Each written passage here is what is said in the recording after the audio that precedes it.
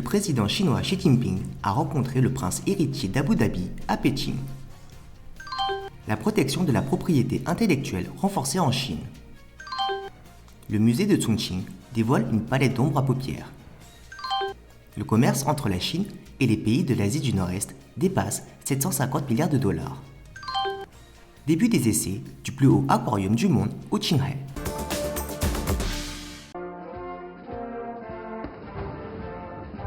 C'est par une cérémonie et 21 coups de canon que le président chinois Xi Jinping a accueilli lundi à Beijing Sheikh Mohammed Ben Zayed, prince héritier d'Abu Dhabi.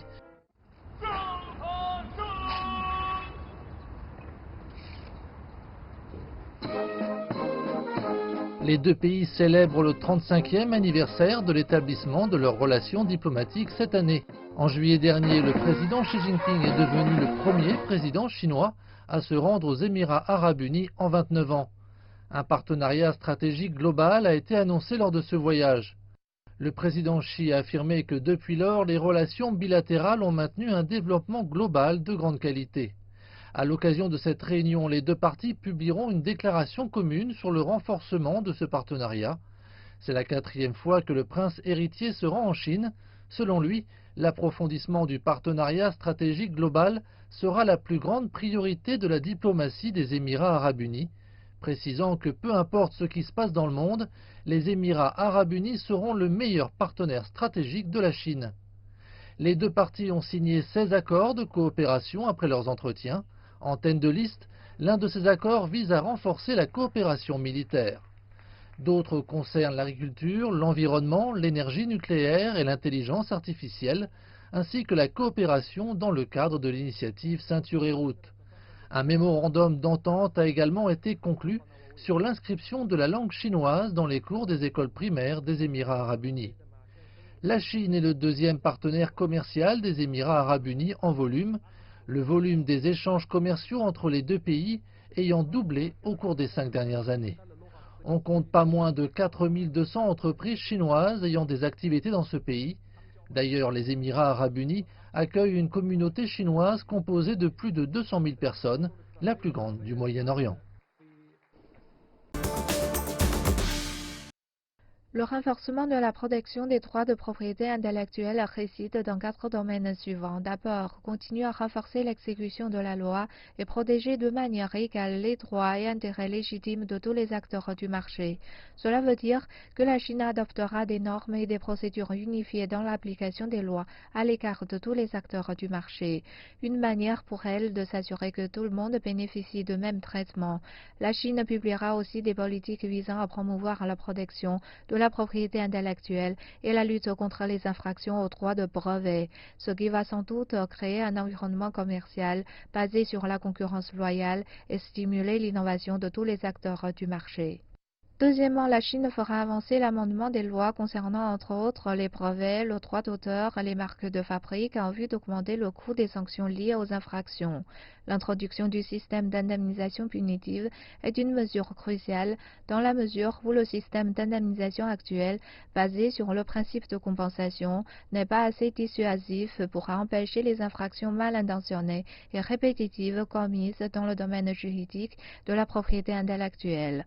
Dans les amendements de la loi sur les brevets d'invention et la loi sur la marque de fabrique, une compensation punitive qui équivaut au maximum 5 fois la valeur des droits piratés est ainsi introduite.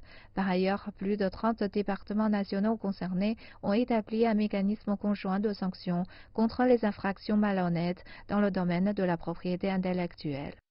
Troisièmement, la Chine s'efforce d'augmenter la qualité et l'efficacité dans le travail pour examiner les droits de propriété intellectuelle.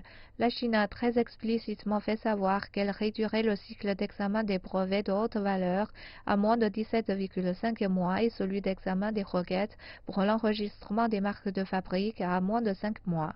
Quatrièmement, la Chine va davantage intensifier la coopération internationale dans la protection des droits de propriété intellectuelle afin de faciliter la défense des intérêts légitimes de ces entreprises à l'étranger. Selon les statistiques d'AFI Claims, une société américaine qui offre des services en matière de brevets, les entreprises chinoises ont obtenu plus de 12 500 brevets aux États-Unis en 2018, soit 12% de plus que l'année précédente. D'après les chiffres de l'Organisation mondiale de la propriété intellectuelle, l'entreprise chinoise Huawei a déposé plus de 5 400 requêtes de brevets l'année dernière, faisant d'elle le numéro 1 mondial en la matière. Pourtant, la propriété intellectuelle des entreprises chinoises n'est pas bien protégée à l'étranger. Citons un exemple, le sénateur américain Marco Rubio a soumis ces derniers jours un projet d'amendement au 2020 National Defense Authorization Act au Congrès dans le but d'interdire au groupe chinois Huawei de demander aux entreprises américaines concernées de payer des redevances à travers la Cour des États-Unis. En d'autres termes, les entreprises chinoises n'ont pas de droit d'intenter une action en justice contre ceux qui violeront leur droit de brevet. Cette attitude à double critère reflète la nécessité et l'importance pour la Chine de renforcer la coopération internationale pour aider les entreprises chinoises à défendre leurs droits de propriété intellectuelle à l'étranger. À l'heure actuelle, nous vivons une ère marquée par la révolution technologique et la transformation industrielle du nouveau cycle. Protéger la propriété intellectuelle revient à protéger l'innovation et l'élargissement de l'ouverture nécessite une protection renforcée de la propriété intellectuelle. Le musée des Trois Gorges de Chongqing a dévoilé 150 produits culturels et créatifs liés à une exposition en cours sur Alphonse Maria Mucha, peintre et artiste décorateur tchèque de style Art Nouveau du XIXe siècle. Et le produit le plus apprécié est une palette de fard à paupières de 9 couleurs, le premier produit cosmétique créé par le musée. Les couleurs ont toutes été sélectionnées à partir des œuvres de Mucha, et depuis, la palette est devenue populaire sur les réseaux sociaux et auprès des visiteurs du musée. Le premier lot de 150 palettes s'est épuisé en une semaine. Le second lot de 200 palettes est disponible maintenant. C'est beau et bien conçu, les filles vont l'acheter. Il se répandit en ligne par le compte officiel WeChat et mon ami me l'a aussi recommandé. Le musée a aussi dévoilé d'autres produits culturels et créatifs, comprenant des écharpes, des cartes postales, des t-shirts, des sacs à dos et des rubans adhésifs qui se sont également bien vendus. Inspiré par l'exposition de Mucha, nous avons dévoilé environ 60 types de produits créatifs avec 150 produits au total. Depuis le début de l'exposition, le 23 avril dernier, le volume de nos ventes à partir des produits culturels et créatifs a atteint 2 millions de yuan.